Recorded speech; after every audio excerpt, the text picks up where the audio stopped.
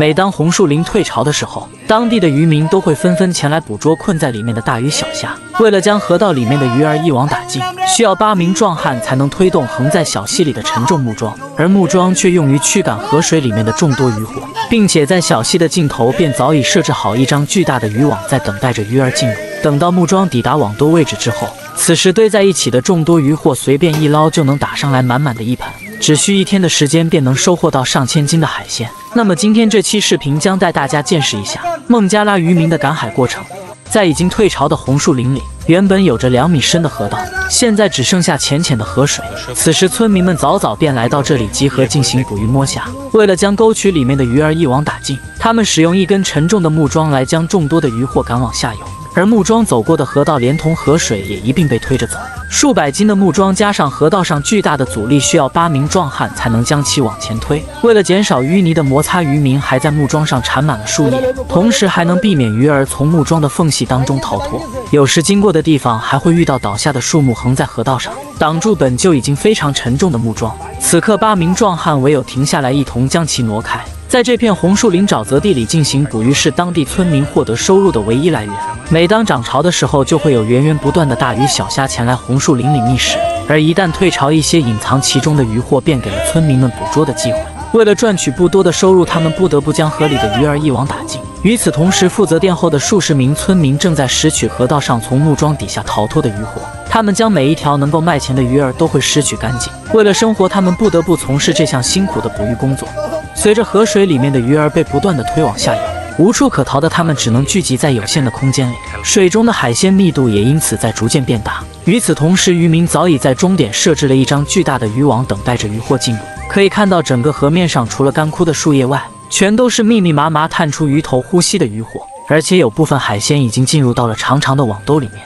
此时在渔网的尾端还有3名村民正在整理着已经捕捉到的海鲜，好让后面众多顺流而下的鱼儿有足够的空间安放。而且旁边还有3名小孩正在水里用手捕捉一些漏网之鱼，他们在尽可能的将所有鱼都捕捉到手，在有着1000米长的河道上推动数百斤重的木桩，这可不是一件轻松便能完成的事情，并且还足足花费了渔民2个小时的时间才最终抵达设置渔网的位置。随着木桩在不断推进，水里的海鲜密度也越来越大。此时由于缺氧，部分鱼儿也变得越发焦躁不安，纷纷跳出水面。在当地每一次进行大规模的捕鱼作业，凡是村里的男人无论老幼都会全村一起出动来共同完成，而且每次都能够为他们带来可观的收入。这对于当地缺少工作机会的村民来说，捕鱼已经是非常不错的选择。此时在每次向前推进10几米距离之后，就算是8名壮汉也要休息一会儿。他们越是靠近终点，沉重的木桩就越让他们吃不消，纷纷大口喘着粗气。但是他们在看到河里的众多渔获时，都会露出满意的笑容。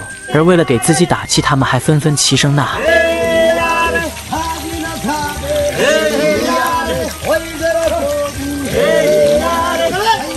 这时在距离渔网还有2、3米的时候，大量的水已经往下游流走，剩下的便是堆积在一起的众多小鱼小虾。而8米长的渔网尾端需3个人负责将大量的渔获往里面赶。随着木桩在不断的推进，数量庞大的海鲜也跟着进入到了渔网里面。在最终抵达网兜入口的时候，他们便停下了脚步。漫长且辛苦的赶鱼过程终于在这一刻结束。此时渔民拿起一只大脸盆往里面进行打捞，可以看到脸盆里面满满的全是鱼虾。这一次大丰收让他们全村人的生活又提高了不止一个档次。随后便使用脸盆将渔网外的渔获赶入到渔网的内部，但由于很多鱼儿堆叠在一起，造成缺氧，部分已经漂浮在水面上一动不动。经过一段时间的处理，最终将所有的渔获都装入到了网兜里面。此时整个长达8米的网兜已经被装得满满当当。与此同时，为了方便将上千斤的渔获运出红树林，他们就地捡起蔓藤做成的绳索，套在渔网上面，顺着河水将其拖走。这一路上其实并不轻松，